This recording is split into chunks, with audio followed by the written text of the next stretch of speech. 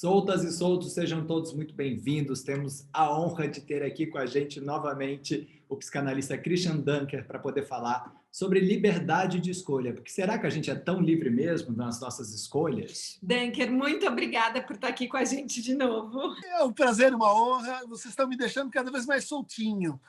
Portanto, me sinto parte já do canal de vocês. Dunker, a gente lançou um curso, né, agora em 2020, para ajudar as pessoas a mudarem os padrões de escolhas amorosas, para desapegarem da sofrência. E a gente vê que muita gente escreve para a gente que quer mudar, mas que acaba se atraindo pelo mesmo tipo de pessoa. A gente queria te perguntar, a nossa liberdade, ela é limitada pelo nosso desejo? Então, será que a gente é livre para poder mudar com quem a gente escolhe estar ou não? O nosso desejo acaba limitando ela sempre. Olha, a tua questão é uma questão psicanalítica e filosófica, né? Porque é, no fundo, um dos campos mais antigos de questionamento sobre o que vem a ser, de fato, a liberdade. E isso se aplica quando a gente fala das nossas lógicas amorosas, pelo menos a partir do Freud, porque ele dizia mais ou menos o seguinte: a gente aprende a amar e a gente aprende a repetir a forma como nós fomos amados, com algumas diferenças. Essa repetição ela é esperada, ela é parte do processo. Ocorre que quanto mais neurótico o sujeito for, e isso depende então dos nossos primeiros encontros, das descobertas, de como a gente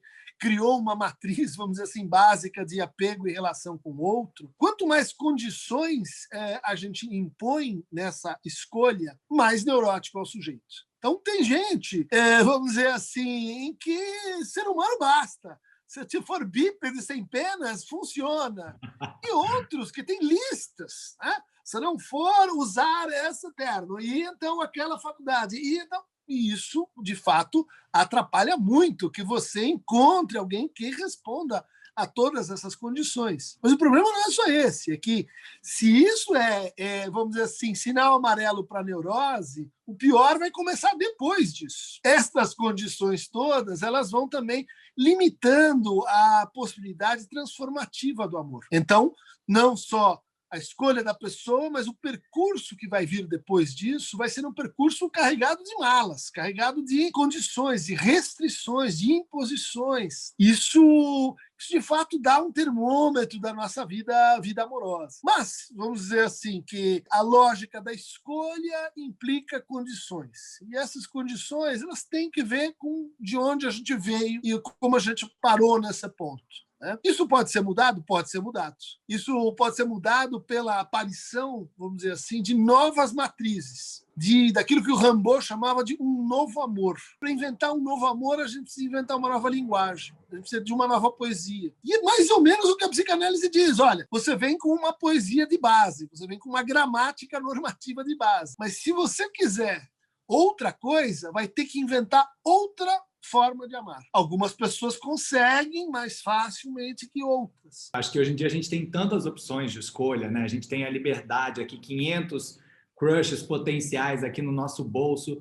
E quando a gente percebe que a gente acaba sempre escolhendo o mesmo tipo, apesar de toda a diversidade que há para a gente escolher, então as nossas neuroses, né, o nosso jeito de escolher vai ficando mais evidente, né? Você acha que esse aumento da liberdade aumentou a nossa percepção do nosso padrão de escolha? Aumentou a nossa percepção, aumentou um pouco a nossa ilusão de autonomia sobre a escolha. A gente fica assim um pouco contaminado pela ideia de que nós vamos escolher como nós escolhemos na vida em geral. Estou andando no shopping center, esse salto eu gosto, aquele colorido eu quero, e daí uma hora vai ter a combinação, que daí eu junto. Não é nada disso quando a gente fala em amor, quando a gente fala nessa lógica da escolha amorosa. Porque nessa lógica, ser escolhido conta. A forma como o outro entra com a sua lógica de escolha faz parte da minha lógica de escolha. Então, tem pessoas que precisam, vamos dizer assim, se sentirem escolhidas. E daí, frequentemente, vão vão para uma repetição do tipo eu ou ele, eu ou ela. Por quê? Porque isso satisfaz o padrão de escolha. É assim que eu vou ser amado. Alguém vai sair perdendo. Isso contraria essa liberdade de consumo, vamos dizer assim, essa liberdade de escolher quem você bem entende, e muitas vezes martiriza a pessoa, porque ela começa a brigar consigo. Ela começa a dizer assim, não, mas por que eu não escolho esse que é o certo? Esse aqui é o dedo podre. Bom, precisa entender um pouco que é uma escolha, mas é uma escolha inconsciente. É uma escolha em que a gente tem que deixar algumas coisas acontecerem e a gente tem que aproveitar a contingência que faz parte desse processo. Às vezes, o outro não tem todos os traços, mas ele vem num bom momento. Encaixa naquele momento da nossa vida em que a neurose deu uma trégua, em que você está meio atordoado com os seus sintomas, e ela cruza o caminho, e ali acontece um novo amor. E eu vejo uma incoerência também, porque eu acho que ao mesmo tempo que na vida, em geral, no shopping center, a gente quer usufruir a nossa liberdade de ir e vir, de comprar o que quiser, de sermos muitos. Parece que no amor tem quase que um valor de ser tomado pela paixão. No curso, a gente ouviu alguns depoimentos de pessoas falando, não, eu estou tentando mudar meu padrão, mas parece que a pessoa está meio prêmio de consolação, sabe? Assim, então, assim, não sei se eu quero usufruir a liberdade de mudar de caminho, porque parece que usufruir essa liberdade é ter um amor menos intenso. Você sente que a gente, no fundo, não quer ser livre no amor? É uma servidão voluntária, sim. Quanto mais a gente sente que isso é assim, estava escrito nas estrelas, é coercitivo, tem que ser esse. Então, tudo o pior acontece porque só confirma que é esse mesmo. Mas a gente, vamos dizer assim, está governado pela lógica da paixão. Há uma diferença importante entre a paixão e o amor. A paixão, vamos dizer assim, ela está submetida a certas coordenadas imaginárias. Por exemplo, a admiração. Super importante ter admiração. Sem admiração não vai acontecer. Mas um amor baseado em admiração vai para o museu, vai para o Louvre, vai para lá tem um monte de coisa que você está admirando. E você chegou perto, a admiração vai reduzir. A mesma coisa acontece com o amor, com a paixão, que é um desencadeamento imaginário. Você vê aquela que se encaixa no seu número e você tem certeza de que aquilo foi vivido em outras encarnações. De onde vem esse negócio? Da força de uma certa atração que a imagem, ou certas imagens têm sobre a gente. Então, daí você diz assim, seria ótimo ter um amor baseado nessa experiência de efusão, né? Essa experiência de eternidade vivida num segundo, de fósforo riscado, e daí a intensidade da vida está toda aí. Não seria bom, ninguém aguenta isso. Não dá. Mas a gente idealiza que esse seria o super amor. Esse seria um amor capaz de me transformar de Clark Kent em super-homem, de Peter Pike em um Homem-Aranha. Esse me faria aquela idealização que eu tenho quando vejo alguém interessante, atraente, com dotes e predicados. Então, no fundo, é um truque feito para ser assim. Né? A gente precisa se encantar com imagens, mas imaginar que esse encantamento ele segue a mesma lógica do amor, ele não segue. Não vai acontecer. Tire o seu unicórnio da chuva, porque não vai dar. E daí, frequentemente, o cara diz, poxa, mas eu tenho que então ter um amor secundário, um amor de segunda classe, um amor que não é tudo aquilo. Isso é parte da, vamos dizer assim, da saturação narcísica que a pessoa está esperando do amor. Ela não sacou que o amor, a gente aprende, a gente cria. O amor, ele dá várias voltas. Ele não é a repetição daquilo que gerou o encontro. Né? Tem um encontro, deu match. Mas o que realmente faz uma coisa ficar interessante é a viagem. Que é o que você vai fazer junto com isso. Vai conquistar 7 continentes e um terceiro a sua escolha.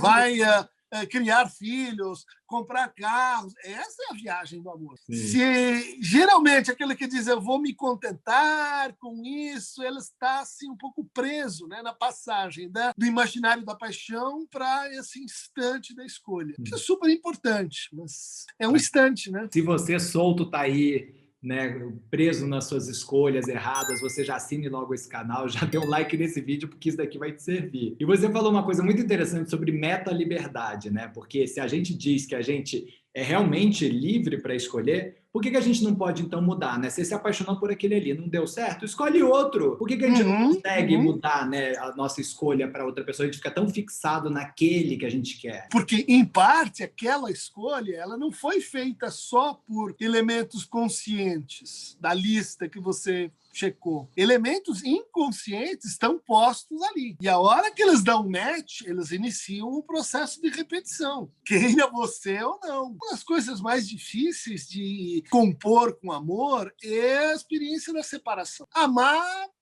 tá de joelhos, é um tipo de servidão voluntária, aquela que a gente ama, a gente acaba obedecendo, a gente acaba, enfim, se cegando, mas isso tem um antídoto, que é a nossa possibilidade de se separar para amar de novo. E separar para amar de novo. Muitas vezes é aquela mesma pessoa, outras vezes não. Separar para separar mesmo. Muitas pessoas tomam isso como um ataque ao amor, como uma infidelidade, como o pior tipo de infidelidade, que não é com outra pessoa, com um terceiro, é com a tua experiência ali, com aquilo que você construiu com o outro. E daí, não, isso eu não vou fazer. Então eu não me separo, e daí, bicho, aí começa aquela história que você sabe que não vai dar certo, que aí é uma história que vai terminar em às vezes, humilhação, masoquismo, violência. Não. A gente sempre sabe que a coisa vai caminhar naquela dimensão e faz parte da nossa fantasia inconsciente um mito que é tipicamente assim, dessa vez vai dar certo. Eu vou mudar isso. Agora vai.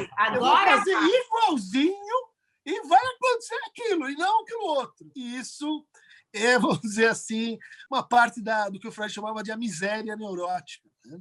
A gente não conseguir escapar dessa pobreza na forma de amar. Você acha que a gente também tem um outro pensamento repetitivo, que é ler a liberdade do outro ou a nossa liberdade como um presságio de um rompimento? Então, a gente tem esse discurso que valoriza a liberdade, mas se eu gerar esse afastamento, mais cedo ou mais tarde ele vai olhar ali para a estagiária, ou eu vou acabar ficando muito mais envolvida aqui com a minha yoga, aqui com a relação. A gente tem medo de usufruir a nossa própria liberdade e isso enfraquecer os laços amorosos? Exatamente. Eu falava de uma espécie de balanço, né? Quer dizer, em que a gente se separa, em que a gente precisa, às vezes, de ausência para poder amar melhor. Mas a ganância quer o quê? Quer presença, quer posse, quer uso, propriedade e abuso. E isso faz com que, muitas vezes, o outro não consiga esse espaço para respirar, esse tempo de ausência, para poder recriar, inclusive, o amor que está acontecendo aqui, né? E que vai levar a essas situações tão pequenas, né? Que a gente diria assim, esse ciúmes ordinário, que no fundo diz o seguinte: o amor que está aqui está pouco, por isso eu preciso controlar a secretária, por isso eu preciso controlar o Facebook, por isso eu preciso entrar no telefone da pessoa, porque eu estou sabendo que o que está rolando aqui é pouco. Eu estou sabendo que o que está rolando aqui podia ser mais para mim ou para o outro. Agora, tem uma outra interveniência aí, que é uma confusão também importante, que é assim: amor é uma coisa, desejo é outra. Se você me ama muito, você não vai olhar para a secretária. Saia dessa.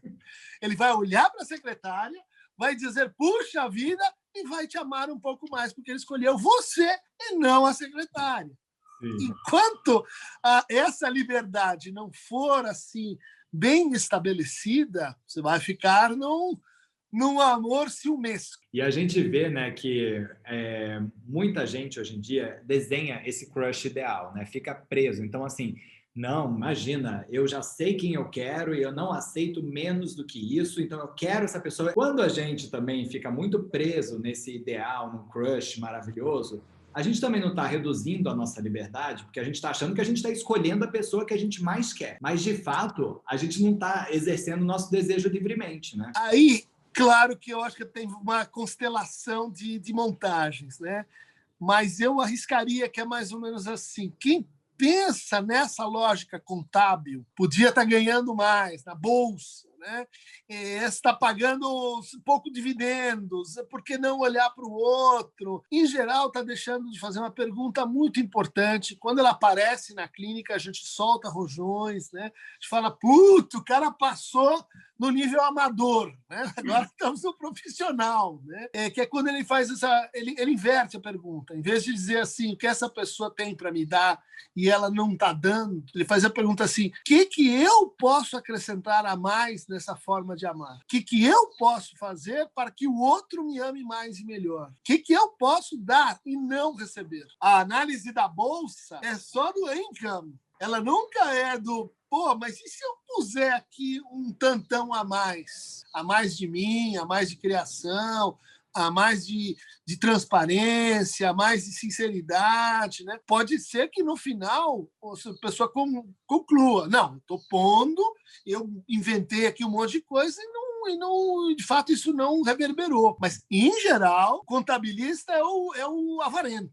É o cara que não põe nada e fica esperando a ação dele levantar ali magicamente, que não vai acontecer.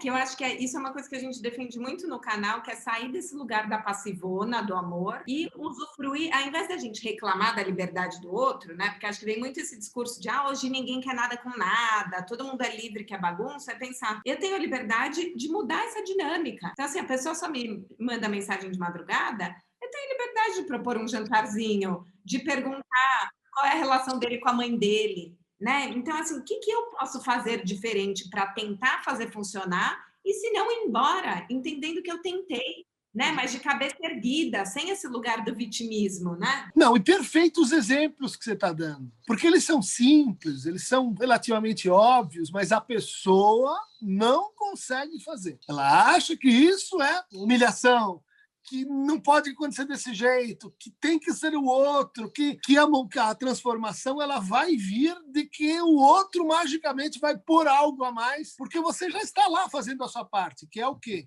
Estátua! Eu estou aqui para você, eu e a minha condição de onde está, fica. Isso, bicho! Só para quando você é bem pequenininho, daí o seu bebezinho faz estátua, todo mundo ri, super legal, ele é o máximo, cresceu, tem que parar de ser estátua, né? Gente, vamos dormir com essa agora. Soltos, é com esse recado que a gente termina esse vídeo. Chega de estátua. Vamos se jogar aí para outros tipos de brincadeira, porque essa já deu. Obrigada. Beijo, abraço, aperto de mão.